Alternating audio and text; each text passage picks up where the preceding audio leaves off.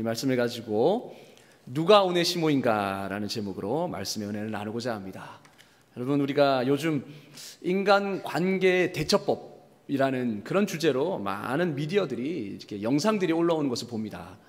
그 말은 무엇이겠습니까? 우리가 그만큼 인간관계에 어떻게 대처해야 되는가 궁금증이 많다라는 것이죠. 특별히 우리가 어떤 부분에 관심을 가지게 되냐면 나에게 상처 주는 사람을 우리가 어떻게 대할 것인가. 늘 만나면 직장에서 그리고 이웃에서 아니면 친구들끼리도 몇십 년 이렇게 막 계속 만나는 친구가 있지만 늘 한마디 한마디 상처를 주는 친구들이 있고 또 직장에서도 마찬가지겠죠.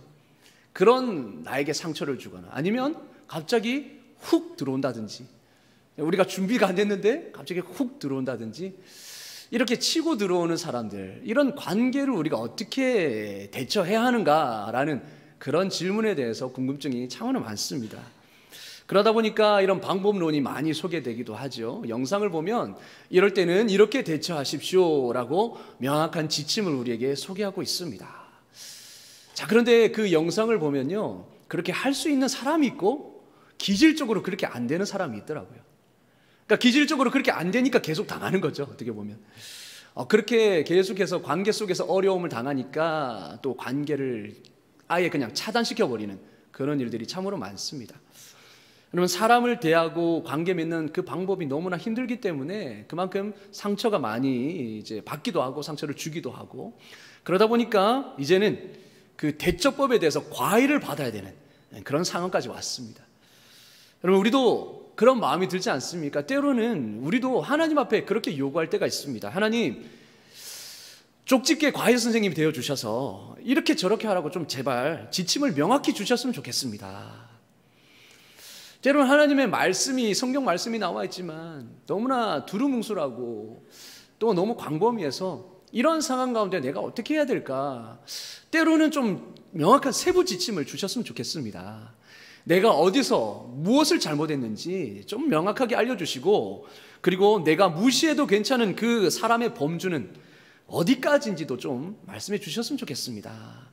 어디까지 내가 끊고 맺어야 될지 정확하게 가르쳐 달라는 것이죠. 그리고 모든 관계에서 매 순간 어떻게 행동해야 할지도 정확히 지시해 주면 좋겠습니다 라고 우리가 그렇게 요구합니다. 우리가 마음이 그렇죠. 그런데 하나님은 늘 정확한 지침 대신에 한 이야기를 들려주십니다.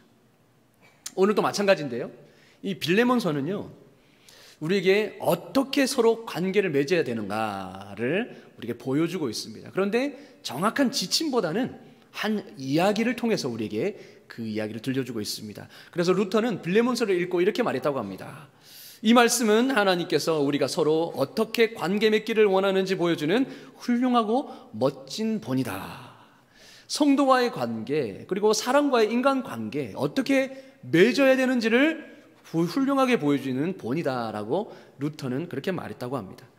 자, 그러면 이 빌레몬서 이야기를 통하여서 하나님은 어떤 우리에게 교훈을 주고 계실까요?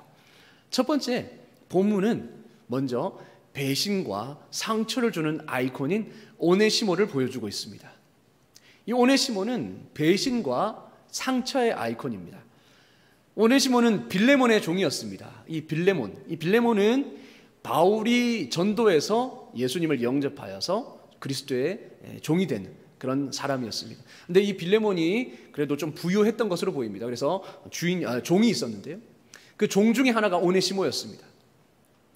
근데 이 빌레몬이 어떤 주인이었냐? 오늘 말씀해 보니까 5절에 보니까요, 주 예수와 및 모든 성도에 대한 네 사랑과 믿음이 있음을 들었다라고 말하고 있고, 7절에 보니까 형제여, 성도들의 마음이 너로 말미암아 평안함을 얻었으니 내가 너의 사랑으로 많은 기쁨과 위로를 받았노라. 그러니까 이 말씀만 봐도 빌레몬이 어떤 사람인지 알 수 있죠. 빌레몬은 아주 친절하고 관용 있는 사람이었습니다. 그리고 이 골로새 교회에 어떻게 보면 영적 지도자로서 역할을 했습니다. 그래서 많은 성도들에게 선한 영향력을 끼치고 사랑과 믿음의 본을 보였던 사람이 바로 빌레몬이었죠. 근데 이 빌레몬이 이 주인이었다라는 사실, 그러면 종에게 어떤 주인이었겠습니까? 마찬가지겠죠. 친절하고 관용적인 그런 주인이었습니다. 그런데 이런 좋은 주인에게서 이 오네시모가 한 짓이 있습니다. 바로 재산을 훔쳐가지고 도망가 버렸습니다. 그 당시에 노예가 이 주인을 배신하고 재물을 훔쳐서 도망가면 사형이었습니다.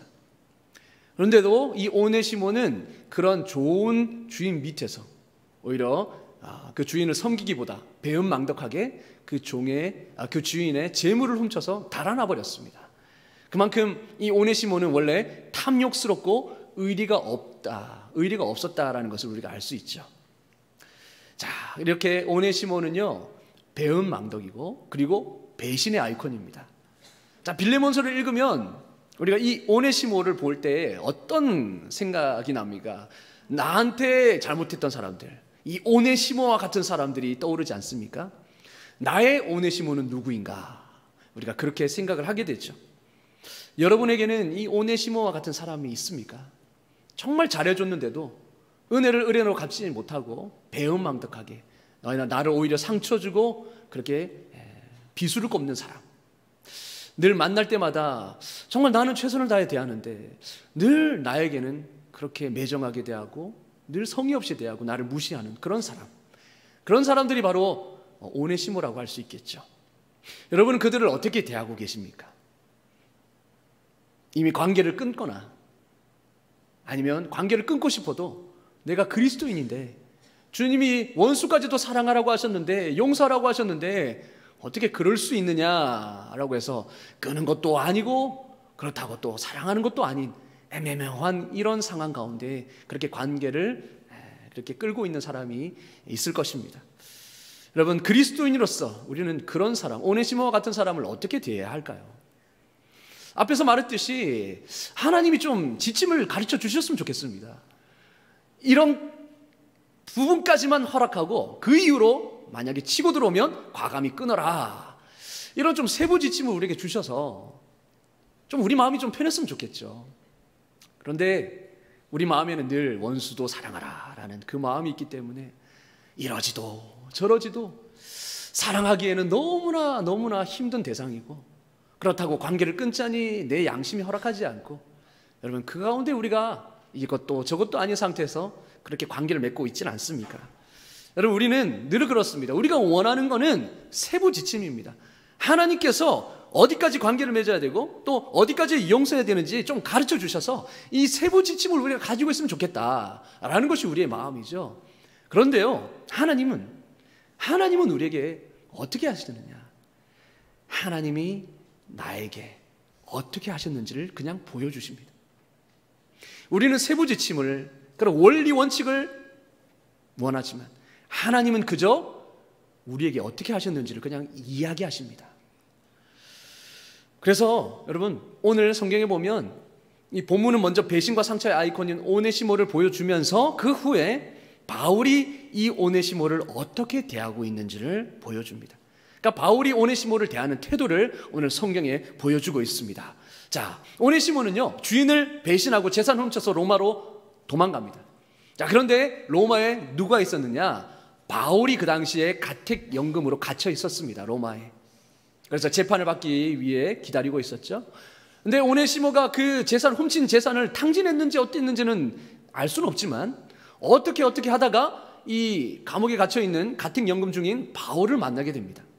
그래서 바울에게 복음을 듣고 이 오네시모는 회심합니다. 그 회심한 이후로 삶이 완전히 변화되게 되었습니다. 그 전에는 11절에서 말하고 있는 것처럼 무익했던 종이 이제는 주님과 바울 앞에 유익한 종으로 변했습니다. 보십시오. 11절에 그렇게 말하고 있죠. 12절에 보니까 또 내가 그를 돌려보내노니 그는 내 신복이라 라고 말하고 있습니다. 이 말이 뭡니까? 내 신복이다. 이 신복이라는 말은 내 마음이다 라는 겁니다. 바울이 오네시모를 내 마음이다 라고 표현했고 쉬운 성경은 이 신복이라는 말을 내 분신이다 라고 번역했습니다. 여러분, 바울이 감옥에 갇혀 있을 때 이 오네시모가 얼마나 성심성의껏 바울을 보살폈는지, 바울이 내 신복이다 라고 말할 정도였다라는 것이죠. 그런데 한 가지 이 오네시모에게는 할 일이 남아 있었습니다. 무엇입니까? 주인을 배신하고 도망갔잖아요. 잘못이 있습니다. 여전히 그 신분은 이 빌레몬의 종인 신분입니다. 그러니까 바울이 권면하는 거죠. 오네시모야, 넌 사실 빌레몬의 종이다. 그러니 주인에게 돌아가 네 잘못을 솔직하게 고백하거라. 그리고 용서를 구해라. 그리고 나서 나와 함께 동역할 수 있도록 허락을 받아라. 그 허락을 받은 후에 나와 함께 이 사역을 같이 감당하자꾸나라고 바울이 권면하는 겁니다. 자, 그런데 이 오네시모의 마음이 어땠겠습니까? 비로소 이제 예수님을 영접하고 자기가 얼마나 빌레몬에게 잘못한지를 알았잖아요. 그런데 막상 돌아가고자 하니까 어떻습니까? 돌아가면 죽은 목숨입니다. 세상의 법대로 하면 이 빌레몬은 이 오네시모를 사형에 처할 수 있었습니다.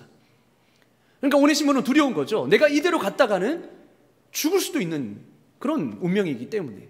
그래서 바울이 어떻게 합니까? 걱정 마라. 내가 빌레몬에게 편지를 써서 너를 특별히 잘 부탁한다고 내가 부탁을 하노마.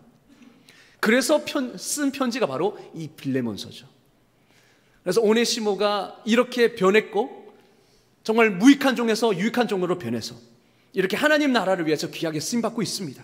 그러니 빌레몬께서 제발 이 오네시모를 너그러운 마음으로 용서해 주시고 그리고 형제로 받아 주십시오라고 그렇게 먼저 서신을 써서 보낸 것이죠. 여러분, 그 내용을 보시면 바울이 오네시모를 어떻게 생각하는지 잘 알 수 있습니다. 바울이 오네시모를 어떻게 대하는지 볼 수 있습니다. 자, 한번 보실까요? 10절 한번 보시겠습니다. 10절에 보니까 갇힌 중에서 낳은 아들이다 라고 말하고 있죠. 그러니까 복음으로 내가 오네시모를 낳았다, 복음으로 낳은 아들이다 라고 그렇게 바울이 소개합니다. 그리고 12절에 보니까 내가 내게 그를 돌려보내노니 그는 내 신복이다 라고 말하죠. 그러니까 제가 말씀드렸던 것처럼 신복이라는 것은 내 마음이고 내 분신이다 라는 표현입니다. 그리고 16절에 보니까 이후로는 종과 같이 대하지 아니하고 종 이상으로 곧 사랑받는 형제로 둘 자다 라고 말하죠. 여러분, 11절의 말씀처럼 오네시모가 전에는 은혜도 모르는 배은망덕한 사람이었다면 이제는 유익한 종이 되었습니다. 무익하던 종에서 유익한 종으로 변했습니다. 여러분, 우리와 너무 닮지 않았습니까? 하나님의 은혜를 떠나 우리도 배은망덕했죠. 그런데 사악한 종이었던 우리 하나님께서는 그리스도의 십자가 은혜로 우리를 구원해 주셨습니다. 그리고 자녀 삼아 주셨습니다. 그래서 이제는 더 이상 무익한 노예가 아니라 하나님의 유익한 자녀인 것이죠. 그래서 10절에서 말하고 있는 이 말은 꼭 우리에게 하는 말 같습니다. 복음으로 낳은 아들이다. 여러분, 성경은 이렇게 말하고 있죠. 영접하는 자, 곧 그 이름을 믿는 자에게는 하나님의 자녀가 되는 권세를 주셨으니. 아멘. 이제 예수 그리스도를 믿음으로 우리는 이제 종이 아니라 하나님의 자녀인 겁니다. 하나님의 아들이고 딸인 겁니다. 그리고 12절에 이렇게 말하죠. 그는 내 신복이라. 그는 내 마음이고 내 분신이라. 하나님이 우리를 보실 때에 그런 마음이라는 겁니다. 하나님의 마음, 바로 우리가 하나님의 마음이고 하나님의 편지라는 것이죠. 스바냐 3장 17절에 이렇게 말합니다. 그가 너로 말미암아 기쁨을 이기지 못하여 하시며. 여러분을 생각할 때마다 하나님은 그 마음에서 이루 말할 수 없는 기쁨이 흘러나오신다는 거예요. 그리고 너를 잠잠히 바라보시고 사랑하시고. 잠잠히 바라보니까 주님은 어떻게 합니까? 그냥 즐거이 노래가 나온다라고 스바냐 3장 17절에서 말하고 있습니다. 이것이 바로 하나님이 여러분을 향한, 저와 여러분을 향한 마음입니다. 바울이 오네시모를 향해서 이렇게 고백했죠. 그는 내 마음이다. 그리고 16절에 이후로는 종과 같이 대하지 아니하고 종 이상으로 곧 사랑받는 형제로 둘 자라. 하나님이 뭐라고 말씀하십니까? 갈라디아서 4장 7절에 그러므로 너는 이후로는 종이 아니요 내 아들이니 라고 말씀합니다. 그렇습니다. 이제는 하나님 안에서 우리는 종이 아니라 하나님의 아들이요 딸인 줄로 믿습니다. 그렇습니다. 이 오네시모, 그래서 알렉산더 스멜리는 여기에 대해서 이렇게 말합니다. 도망자요, 무법자요, 주인의 재산을 훔쳐 달아난 우리들은 그분께 아무 유익이 없다. 하지만 우리 역시 하나님의 오네시모이니 그분이 우리를 다시 반겨 맞아 주셔서 마침내 우리도 그분께 유익한 존재가 되었다. 이제는 종이 아니라 사랑받은 자녀가 된 우리, 당신과 나는 하나님의 오네시모임을 기뻐하자. 오네시모를 우리의 이름으로 삼을 때에 우리는 진정한 자아를 발견하고 온전한 집으로 돌아와 충만한 미래를 기대할 수 있다. 그렇죠? 오네시모는 바로 우리 자신입니다. 하나님 앞에 우리는 오네시모였습니다. 여러분, 그래서 바울은요, 빌레몬과 오네시모 사이에서 중재자 역할을 합니다. 18절에 한번 보실까요? 그가 만일 내게 불의를 하였거나 내게 빚진 것이 있으면 그것을 내 앞으로 계산하라 라고 말합니다. 지금 바울이 빌레몬에게 뭐라고 말하고 있냐면, 혹시 오네시모가 너에게 진 빚이 있거든 다 내 앞으로 계산하라, 내가 갚아주겠다라고 말합니다. 여러분, 바울이 지금 빌레몬과 오네시모 사이를 중재하고 있습니다. 오네시모가 빌레몬에게 그랬듯이 우리도 하나님이 당연히 받아야 할 그 영광을 우리가 가로챘습니다. 훔쳤습니다. 그리고 아버지 집을 떠났습니다. 탕자처럼 나는 자유를 누릴 권리가 있다라고 주장하면서 아버지를 떠나 아버지에게 크게 상처를 입혔습니다. 하나님이 우리를 그 상태로 영원히 그냥 내버려 두셔도 하나님은 아무 잘못이 없습니다. 그러나 빌레몬과 오네시모 사이를 중재한 바울처럼 우리 예수님이 우리의 죄와 하나님의 그 거룩한 분노 사이에 서서 그의 죄를 제게 넘겨주십시오라고 그렇게 말씀하시는 겁니다. 바울이 마치 빌레몬에게 모든 오네시모의 그 빚을 내가 감당하겠습니다, 내가 갚겠습니다 말한 것처럼 예수님께서 그 하나님과 우리 사이에 서서 모든 우리의 죄를 내게 넘겨주십시오, 제가 감당하겠습니다, 그렇게 십자가에서 우리 모든 죄악을 감당해 주셨던 것입니다. 여러분, 우리는 하나님께 잘못했지만 하나님은 예수님 안에서 우리의 모든 불의를 은혜의 바닷가에 다 던져버리신 것입니다. 바울은 빌레몬과 오네시모 사이에서 지금 예수님의 은혜와 사랑을 고스란히 드러내고 있습니다. 바울이 오네시모를 대하는 그 방식, 마치 하나님이 우리를 대하는 방식과 닮아 있지 않습니까? 그래서 마틴 루터는 이렇게 말했습니다. 그리스도께서 우리를 위해 아버지 하나님께 했던 일을 바울은 오네시모를 위해 빌레몬에게 하고 있다. 내 생각에 우리는 모두 하나님께 오네시모와 같은 존재다 말합니다. 하나님은요, 이 빌레몬 편지를 통하여서, 이 편지를 통해서 우리가 바로 오네시모로 하는 사실을 보여주십니다. 그리고 바울이 오네시모를 대하는 태도를 통하여서 하나님이 우리를 어떻게 대하셨는지, 하나님이 어떻게 우리를 용서해 주시고 사랑해 주셨는지를 그대로 보여주고 계신 것입니다. 여러분, 바로 내가 오네시모입니다. 오늘 본문이 말씀하시는 것은 그 누구도 아닌 바로 내가 오네시모라는 겁니다. 누가 나의 오네시모인가? 우리는 이 빌레몬서를 통해서 이렇게 질문하죠. 누가 나의 오네시모인가? 나를 괴롭힌 사람이 누구인가? 나에게 상처를 준 사람이 누구인가? 하면서 우리는 내가 받은 상처에 집중합니다. 이것이 우리가 성경을 읽는 태도입니다. 그런데요, 성경은 누가 오네시모인가? 라는 이 질문을 우리에게 역으로 던져줍니다. 누가 오네시모인가? 성경은 이 이야기는 바로 우리에게 이렇게 역으로 질문해 줍니다. 우리는 내가 피해자라고 생각하죠. 내가 바로 빌레몬이고 잘못을 저지른 오네시모라기보다 그 잘못으로 피해 입은 빌레몬이 바로 나라고 생각합니다. 하지만 내가 바로 오네시모였고 하나님 앞에서, 내 가족과 지인들 앞에서 내가 오네시모였음을 오늘 보여주는 것입니다. 레리 크랩은 하나님의 러브레터라는 책에서 이렇게 말합니다. 남에게 상처받은 사람은 자기야말로 남에게 먼저 상처를 준 가해자임을 절실히 깨달을 때 비로소 자기한테 잘못한 사람들에게 다가가 하나님의 이야기를 전할 수 있다는 거죠. 아, 내가 피해자인 동시에 내가 가해자였구나라는 걸 깨달을 때 비로소 가해자에게 다가가 하나님의 이야기, 그 사랑과 용서를 전할 수 있게 된다라는 것입니다. 여러분, 다윗이 밧세바를 범한 후에 다윗과 나단이 이야기를 나누죠. 나단이 찾아옵니다, 선지자가 다윗에게. 그래서 다윗의 죄를 깨닫게 해주려고 찾아옵니다. 근데 다윗은 그때까지 여전히 내가 무슨 잘못을 했는지 알지 못했어요. 밧세바를 취하기 위해서 죄 없는 우리아를 그 전장의 최전선에 보내서 죽여버렸습니다. 근데 그 죄를 다윗이 깨닫지 못했습니다. 그때 나단이 나타나서 뭐라고 말합니까? 비유를 들어서 말하죠. 이미 부자인 사람이 있는데 재산이 너무나 많은데 어떤 한 손님이 찾아왔습니다. 그런데 그 손님을 대접하기 위해 자기 재산, 자기 양을 잡는 것이 아니라 저 옆에 있는 가난한 이웃, 얼마 없는 그 양, 그 가난한 이웃의 양을 잡아다가 그 손님을 대접하였습니다. 라고 말했더니 다윗이 뭐라고 말합니까? 그 사람이 누굽니까? 그 사람은 죽어 마땅한 자입니다. 라고 그렇게 말했습니다. 나단이 뭐라고 말합니까? 다윗에게. 당신이 바로 그 사람이요. 당신이 바로 그 악한 사람이요. 라고 그렇게 말했을 때에 그제서야 다윗은 내가 하나님 앞에 너무나 큰 죄를 지었구나 라고 자신의 죄를 그제서야 깨닫게 됩니다. 여러분, 우리도 마찬가지죠. 우리가 이것을 깨달으면요, 내가 그 사람과 다를 바 없는 가해자임을 알게 됩니다.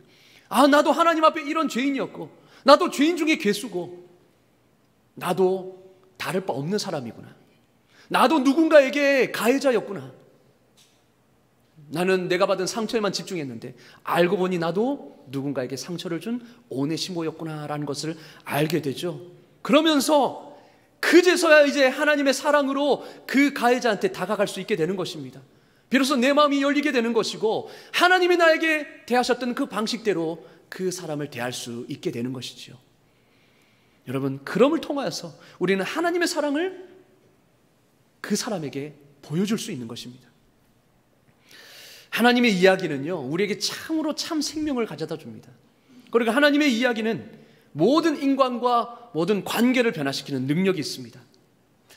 여러분, 하나님은 왜 이 이야기를 통해서 우리에게 말씀하실까요? 하나님은 왜 세부적인 지침을, 원리 원칙을 말씀하시기보다 왜 이렇게 이야기를 통하여서 우리에게 말씀하실까요? 왜냐하면 주님과의 인격적인 관계와 연합이 변화의 키라는 것을 보여주기 위해서입니다. 그게 무슨 말일까요? 우리는요, 이때까지 너무나 관리자로서 그렇게 살아왔습니다. 관리자로서 신앙생활을 해왔습니다. 여러분, 하나님이 세부 지침을 내려주시면 우리는 행동과학적으로 그 지침을 가지고 내 말과 행동을 통제함으로써 하나님의 말씀대로 살 수 있다라고 생각한 겁니다. 그러니까 세부 지침만 주어지면 내가 그것을 중심으로 이제는 내 능력으로, 내 힘으로 말과 행동을 통제함으로써 하나님의 말씀에 순종할 수 있다라고 우리는 생각하는 겁니다. 그러면서 하나님은 명령하신 후에 팔짱을 키시고 엄한 표정으로 네가 어떻게 하나 내가 지켜보겠어, 이렇게 하시는 하나님으로 우리는 생각하는 거죠. 그런데 만약에 하나님이 우리와 그런 방식으로 관계를 맺으셨다면 우리는 물론 흉내는 낼 수 있겠죠. 예수님의 방식대로 예수님을 흉내낼 수는 있겠죠. 그러나 하나님께 더 나아가지는 못합니다.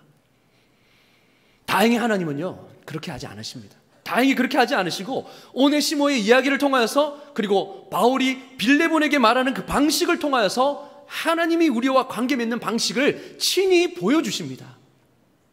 바울이 오네시모를 대하는 방식과 바울이 이 오네시모를 빌레몬에게 말하는 그 방식을 통해서 하나님이 나에게 어떻게 행하셨는가, 하나님이 나와 어떻게 관계를 맺으셨는가, 그것을 친히 보여주신다는 것이죠. 여러분, 하나님이 어떻게 하셨는지를 보여주심으로 너희가 어떻게 관계를 맺어야 할지에 대한 답을 우리에게 보여주시는 겁니다. 하나님은 항상 이렇게 말씀해 주십니다. 하나님은 항상 세부 지침이 아니라 내가 너희에게 어떻게 행했는지 보아라, 내가 어떻게 했는지를 살펴보아라. 하나님은요, 우리와 종교적인 관계를 맺고 싶어 하지 않으십니다. 살아있는 인격적 관계를 맺기를 원하십니다. 종교적 관계는 무엇입니까? 율법을 지키는지 안 지키는지, 그 율법에 대한 순종을 특징으로 합니다. 그래서요, 주님과의 관계보다는 지키고 안 지키고가 가장 중요한 핵심이죠. 성령의 역사가 없습니다. 그냥 내 힘으로 그 율법을 지키고 안 지키고, 그게 중요한 겁니다. 그런데 살아있는 인격적인 관계는요, 하나님과의 그 예기치 못한 순수한 친교를 특징으로 합니다. 하나님과 그 친밀한 그 사귐을 통하여서 하나님이 그때그때마다 예기치 않은 그 인도하심, 성령의 이끄심, 이것을 특징으로 하는 것이 바로 하나님과의 살아있는 인격적인 관계입니다.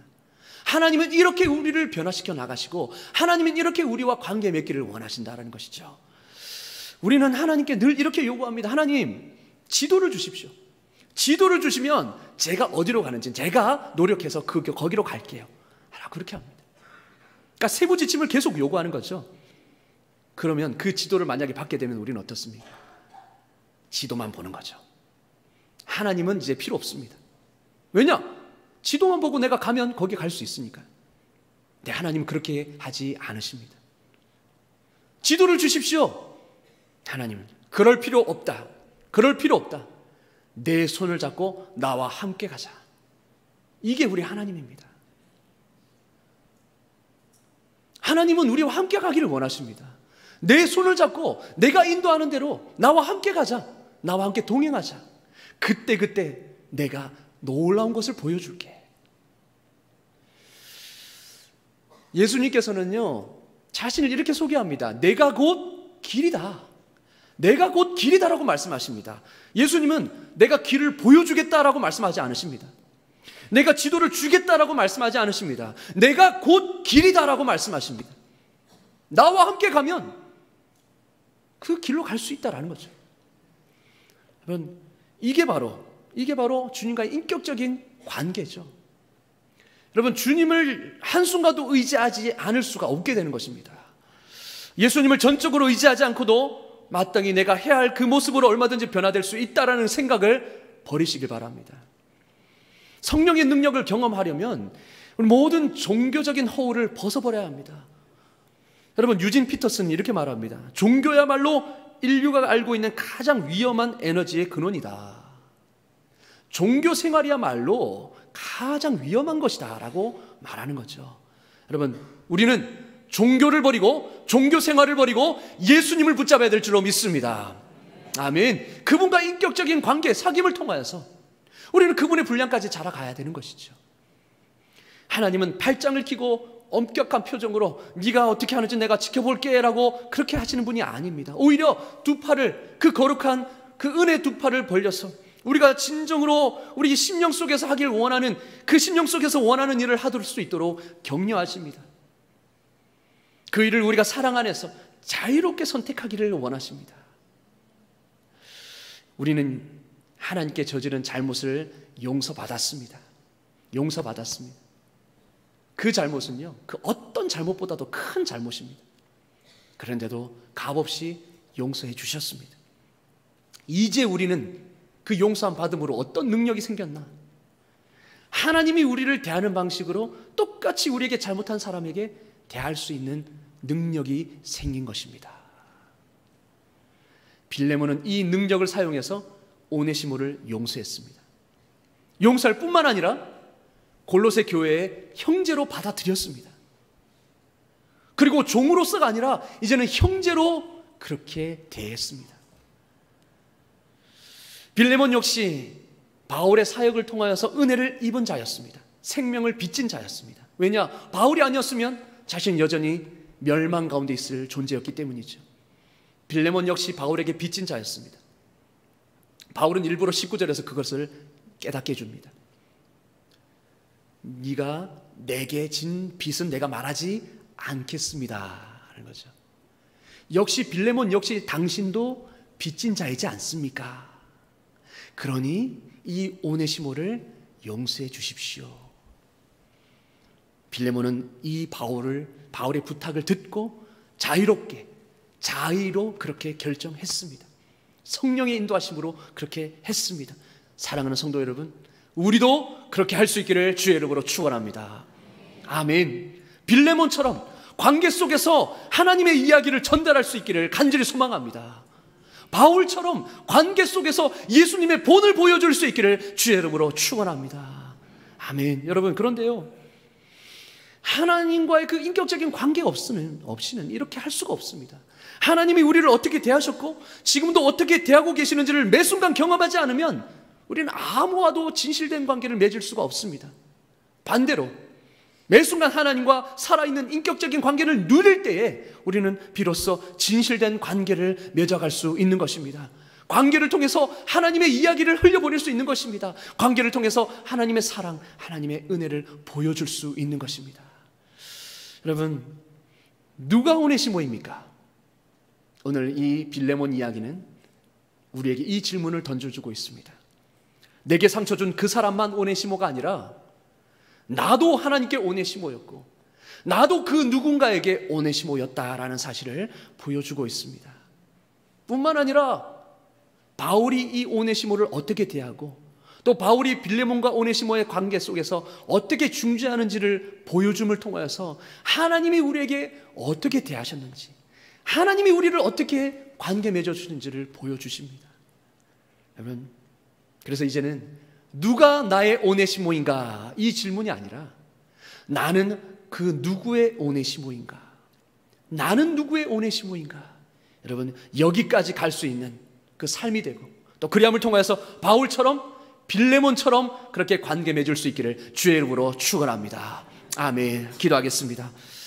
하나님 아버지, 오늘 말씀 빌레몬 이야기를 통하여서 어떻게 관계를 맺어야 되는지 하나님 가르쳐 주시니 감사합니다. 내가 바로 오네시모였음을 고백합니다. 나는 하나님 상처 준 사람만 생각하고 그 사람에게 받을 것만 생각했습니다. 그러나 결국 내가 하나님 앞에서 또 누군가의 오네시모였음을 다시 한번 깨닫습니다. 하나님, 그것을 깨닫는 지혜를 더하여 주시옵소서. 날마다 하나님과 인격적인 관계를 맺음을 통하여서 주님이 말씀해 주시고 또 주님이 하나님 나에게 그렇게 가르쳐 주셔서 나도 하나님이 나에게 한 방식으로 누군가를 그렇게 대할 수 있도록 은혜 베풀어 주시옵소서. 하나님, 복음을 증거한다는 것이 다른 것이 아닌 줄 압니다. 내가 맺는 그 관계 방식을 통하여서 복음을 증거할 수 있는 줄로 믿습니다. 하나님이 나를 용서해 주신 그 방식, 하나님이 나를 있는 그대로 사랑해 주신 그 방식대로 나도 관계 맺게 하여 주심으로 하나님 그 관계를 통하여서 하나님을 드러내게 하시고 예수 그리스도의 이야기를 전해줄 수 있는 우리의 삶이 되게 하여 주시옵소서. 예수 그리스도의 이름으로 간절히 기도드리옵나이다. 아멘.